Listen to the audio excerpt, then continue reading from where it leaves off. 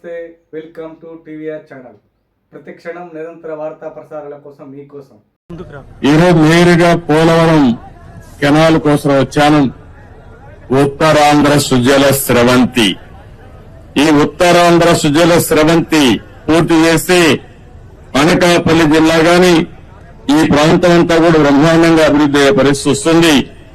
ఒక్క అనకాపల్లి జిల్లాలో 2,80,000 ఎకరాలకు నీళ్లు ఇచ్చే అవకాశం వస్తుంది.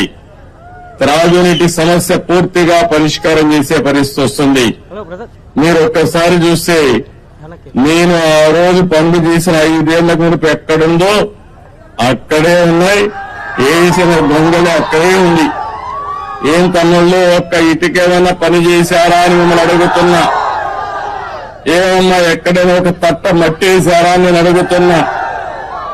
వీళ్ళు చేసింది గోతులు దిగారు, గుంతలు తీశారు.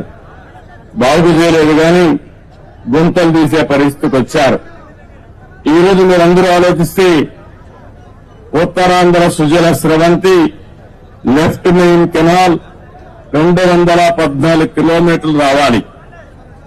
ఇప్పుడే దీనిపైన మీరు ఒకసారి చూస్తే పోలవరం నేను 72% ఆ రోజు పూర్తి చేస్తే ఈ దుర్మార్గులు వచ్చి 72% పూర్తి చేసిన డయాఫ్రామ్ వాల్ పూర్తయితే దాన్ని గోదావరిలో కలిపేశారు.